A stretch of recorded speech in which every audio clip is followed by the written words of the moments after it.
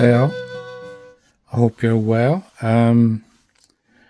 What I've been doing over the last day or two is practicing and trying out different things to put a tartan pattern on my epic scale miniatures.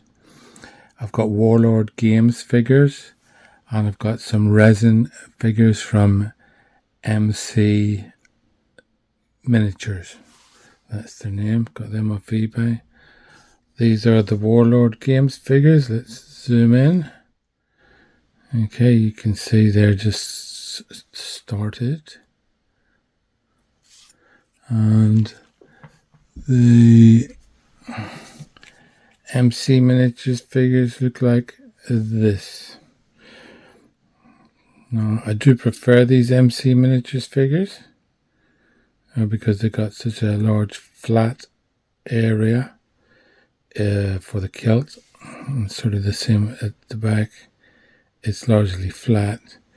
Whereas if I show you the back of the Warlord Games figures, you'll see it has plates and everything in it. So just a little bit more difficult to paint, but probably not that much different. I'm sure people have done a good job with these, painting the tartan on them.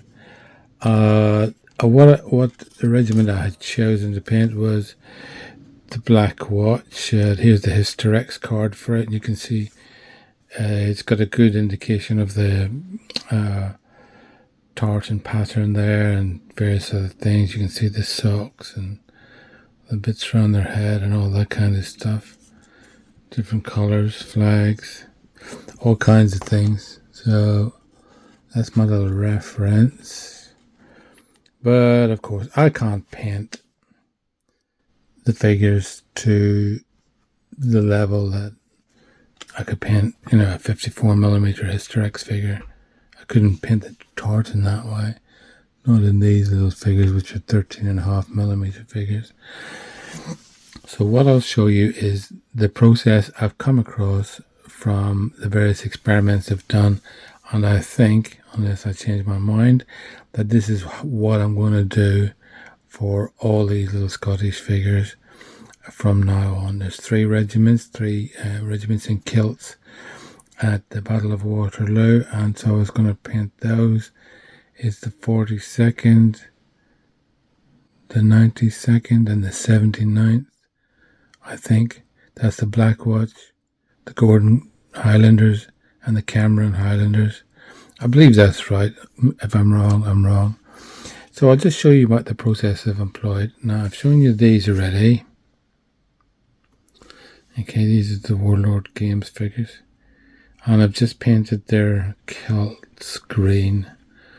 That's going to be the base colour. It's a bit unfortunate I got a green background as well there. But anyway, that's that. And then what I do is take a light blue colour and just paint two stripes down the front, because these are very small. I have thought about painting a stripe across, and I have done that, and it just gets very messy. Okay, that's the back of the figures. I haven't painted the rest of the figures, obviously, because I'm just really focusing on working out how to paint the tartan. And then once I've this is the command sprue. Once I've done the blue and the green, I've used, where is it? Oh, it's over there. Pardon me for being disorganized. I'll zoom out a bit. I've used this fine instrument, Staedtler pigment liner 0.05. So that's 5/100ths of a millimeter. I'll show you that. It's a very, very fine tip on it. And you can use this for lining straps and things like that as well, if you want to. But it is particularly good for putting these little lines on the tartans, I find anyway. You can make your own mind up. As you go along, it does become easier as you get more practice with it. Things like with these Warlord Games figures, though, because the kilts are quite textured, the pen bounces about and doesn't go straight, so you're going to make mistakes. Well, I made mistakes anyway. And hopefully you can see that. Let's have a look at the back.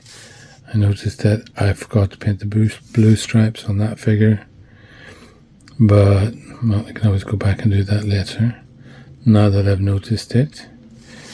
Okay, so that's how the Warlord Games figures look with their, and that's them finished basically, apart from varnishing, which I'll show you in a minute. I don't intend to do any more work on those tartan wise, other than any tidying up or anything like that, and then varnish them, as I said. Now here's the alternative figures. Okay, I've just begun to practice on the headdress as well. Now these have been, I wrote it on there so I wouldn't forget, satin varnished, and I've used where is it? Pardon me. Premium color Vallejo. It says airbrush acrylic, but I just used a paintbrush because they're very small. And I used this gloss varnish. I'll come on to that in a minute. I used that for something else. There you go. Let's zoom in even more. So you can see what their kilts look like. The blue and the green. These figures are not finished painting by any means, but they're getting there. And this method is very quick, because all you got to do, base color, in this case light green, then a couple of blue stripes, light blue stripes, and then just get the pen out and go over it again. Okay, I have tried to film myself painting these figures, and I couldn't do it. But like the camera got in the way, and the thing is too small, and I had to get too close to it. I could not find a way to make it work for me. So that's the second of those. And here's one just for an experiment. I gloss varnished this one. Obviously I think I'll matte varnish them later, but gloss varnish for both protection and to just to see how it looked as well. And also I've been half thinking I should maybe go over it with a like a wash of some kind, maybe Agrax Earthshade or Soft Tone from the Army Painter. Agrax Earthshade is from Games Workshop.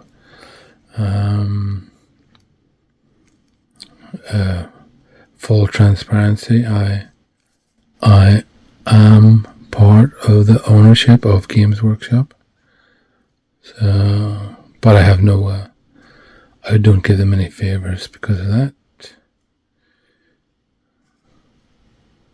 So there you go. Also, this is a comparison of MC miniatures, these, with, let's zoom out a bit, with the Warlord Games figures. And it's not just because the MC figures come on a strip of 5 and Warlord Games come on a strip of 10, but you can see they are all epic scale, and I like them both, but I really like the MC miniatures figures in particular because they're easier to paint,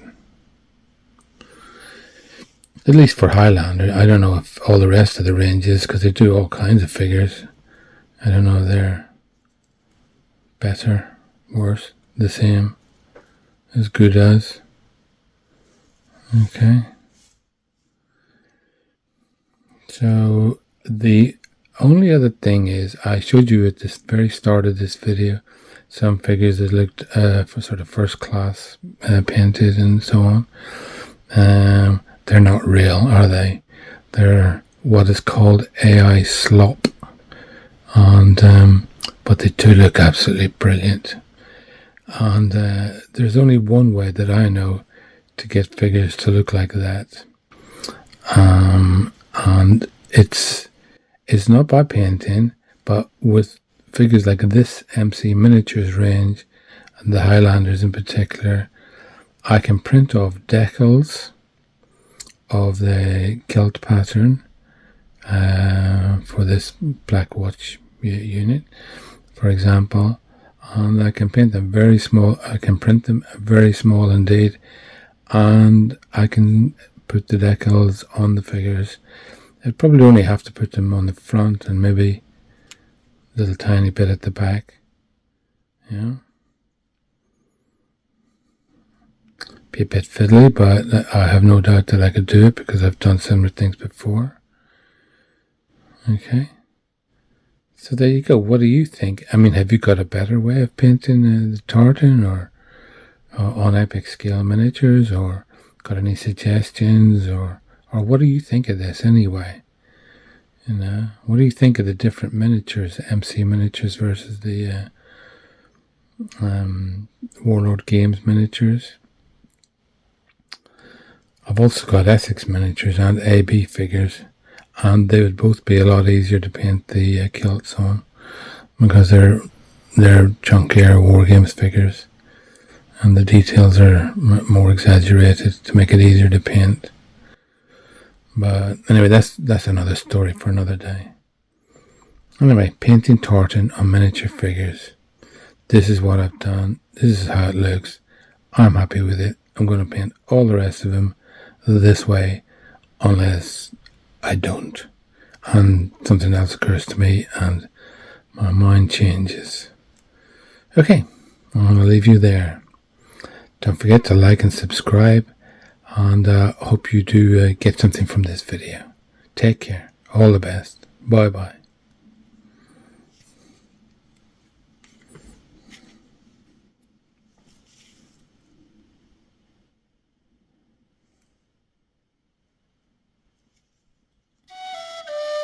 And that's that.